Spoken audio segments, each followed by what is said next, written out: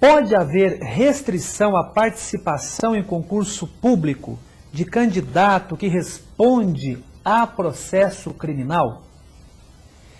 Esse é o tema da repercussão geral que foi levado ao Supremo Tribunal Federal, através do RE 560900, de 8 de fevereiro de 2008.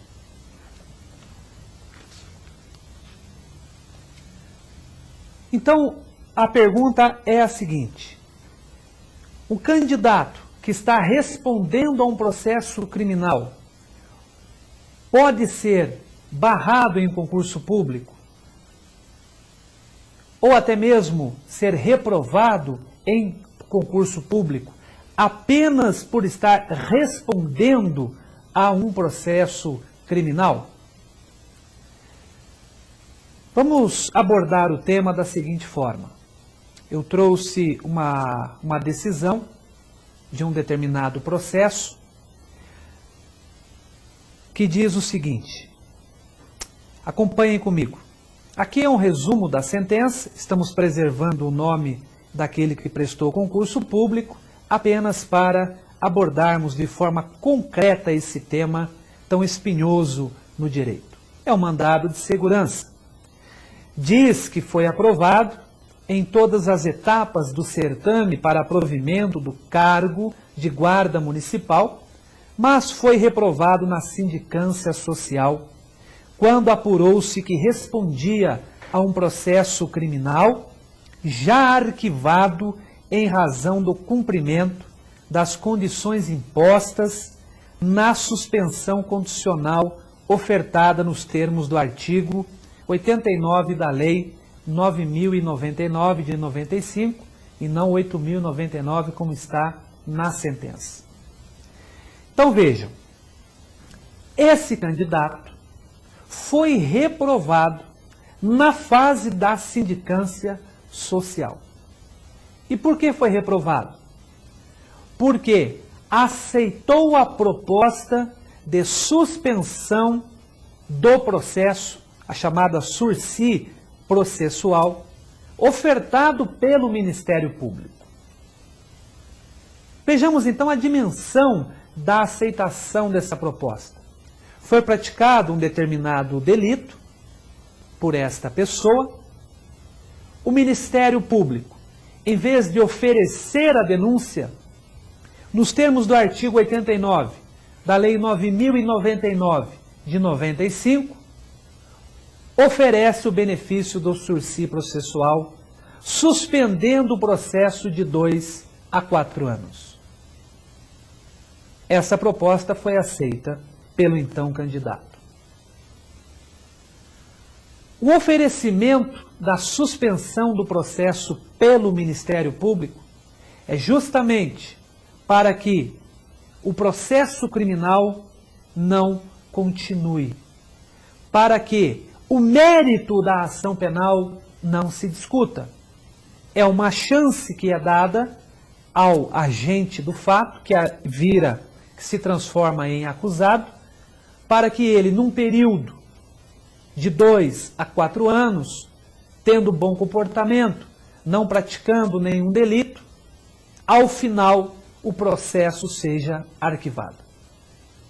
E não estamos falando aqui de pena, estamos falando de processo, apenas de processo. Não sabemos, diante da aceitação da proposta, se realmente o fato foi ou não praticado. Não sabemos se durante a instrução processual iria ser provada a inocência do acusado. Não ouvimos testemunhas. Não são colhidas as provas documentais, periciais. Não é feito um juízo de valor sobre a conduta do agente, pois é apenas um benefício processual ofertado pelo Estado ao agente que pratica um delito, em que a pena mínima seja de apenas 1 ano.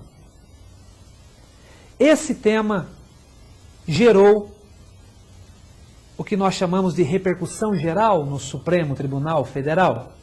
É um tema polêmico, extremamente polêmico, espinhoso, mas que o Supremo Tribunal Federal terá que enfrentá-lo, até para preservar aqueles que prestam concurso público e que por algum motivo da vida, das circunstâncias de um determinado fato, se envolveu em um determinado delito. E então as portas dos concursos públicos são fechadas a esta pessoa. Isto é justo? Isto é jurídico? Isto é constitucional? Isso deve ocorrer? A pessoa é medida pela prática de uma infração? A sua sabedoria, a sua inteligência será afetada por aquela conduta? O seu caráter será analisado apenas e tão somente por uma conduta. Veja, neste caso, este candidato foi reprovado pela sindicância social tão somente por ter aceito um benefício processual, o sursi processual. Ingressou com mandado de segurança e a juíza, no caso concreto, denegou a ordem. A ordem foi denegada. Não é direito líquido e certo, considerou a magistrada. Mas, interessante, é vermos aqui, neste caso concreto, que espelha muitos e muitos casos pelo Brasil afora, de pessoas que sonham com um cargo público, ser um promotor, um juiz de direito, um delegado de polícia, um defensor público, um procurador, pessoas dignas, pessoas com caráter, pessoas com determinação, com vontade, mas que por algum erro do passado, agora se vê numa situação de total desolação e sem esperança nesse sentido. Vejamos o parecer do Ministério Público.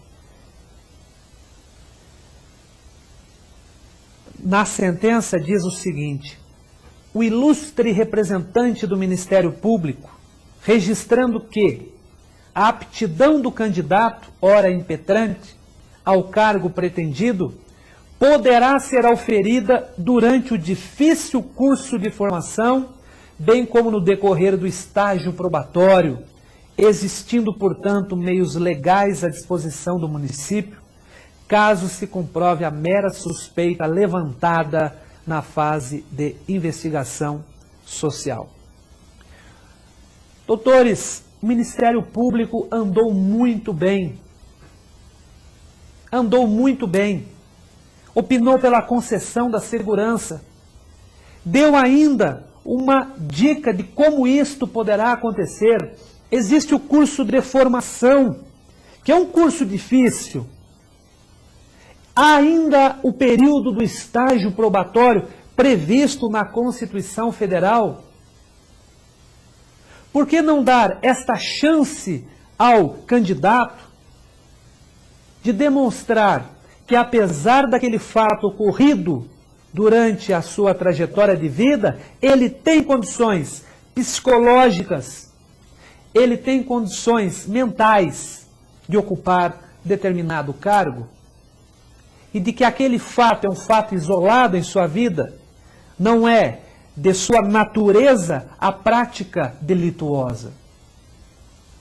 Eu sempre digo que há aqueles que são criminosos, que praticam o crime como profissão. E há pessoas que praticam crimes. Há pessoas que são criminosos. São duas situações completamente diferentes. A prática de um delito, ela pode ocorrer por qualquer pessoa, seja ela douta, seja ela leiga em direito. Isso não impede, como nós temos visto vários casos aí, vários casos vistos por nós, de professores, de juízes, de promotores, que cometem homicídio, já empossados no cargo. E não estou falando aqui de crimes dessa natureza, estou aqui trazendo para discutirmos um assunto em que a pena mínima é de 1 ano. E quantos alunos ou quantas pessoas já vieram até mim fazendo essa pergunta? Professor, eu tenho um acontecimento na minha vida. Eu me envolvi num acidente de trânsito, eu me envolvi numa briga há 20 anos atrás, há 10 anos atrás, isso pode me prejudicar, mas foi só aquele fato. As circunstâncias do fato me levaram àquele movimento. Esse é um caso que fica como um paradigma para discutirmos essa situação. Devemos lembrar, sobretudo, o que diz a Constituição Federal. Vamos ver, vamos relembrar. Ninguém será considerado culpado até o trânsito em julgado da sentença penal condenatória. A expressão usada pela Constituição Federal é determinante, é expressa, ela é definitiva. Ninguém pode ser considerado culpado até que tenha uma sentença transitada em julgado. Ou seja, todas as esferas recursais percorridas pelo então acusado. E esse rótulo de culpado traz consequências pessoais, traz consequências, por vezes, à liberdade e também sociais. Agora, nesse caso que nós trouxemos, existem milhares iguais ou semelhantes, ele não foi considerado culpado. Não houve um processo com contraditório, com ampla defesa. Houve apenas e tão somente a aceitação de um benefício oferecido pelo próprio Estado. Então vejamos, olha a incoerência. O próprio Estado oferece um benefício, reconhecendo que o delito não é tão grave, dizendo, olha, pena mínima de 1 ano poderá ser oferecido o benefício do sursi processual.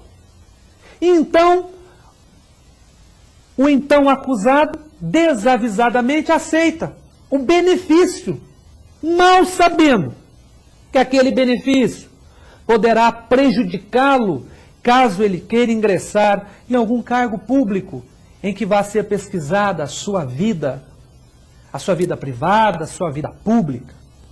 E ele então estará crucificado por esse ato. Na nossa opinião, é uma violação sem precedentes à Constituição Federal. O Supremo Tribunal Federal tem que dar uma palavra final sobre o tema. Até mesmo na sugestão desse promotor, que indica o estágio probatório, que indica o curso de formação, como uma nova oportunidade de reavaliar o comportamento do candidato. E lembro ainda que nós temos no Código Penal o artigo 92, que nós vamos ver agora. Então vejamos o artigo 92. São também efeitos da condenação. O artigo 92 fala de uma condenação.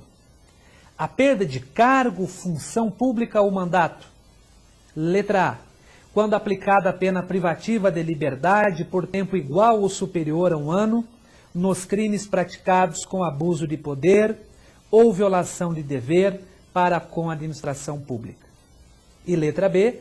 Quando for aplicada a pena privativa de liberdade por tempo superior a 4 anos nos demais casos.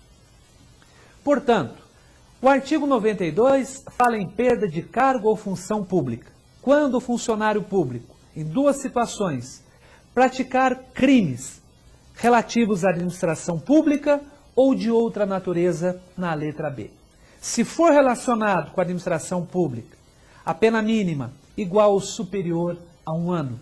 E nos demais casos, quando a pena for superior a 4 anos. Somente neste caso haverá a perda do cargo público. Então aqui nós temos uma questão muito importante a debater.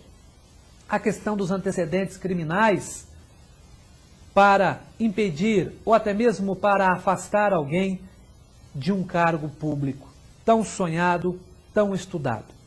Só para encerrarmos, como já dissemos, é tema de repercussão geral no Supremo, é preciso ficarmos atentos, esse tema tem que ser levado à sociedade para debatermos. É importante ressaltar que a Procuradoria-Geral da República opinou pelo não provimento do recurso e os ministros César Peluso e Celso de Mello também são pelo não provimento do recurso. E também o ministro Eros Grau na época, que agora a sua vaga é ocupada pelo ministro Luiz Fux. É importante, portanto, ficarmos atentos a esse tema muito importante que afeta não só o candidato, mas toda a sua família e, consequentemente, a sociedade. É isso aí.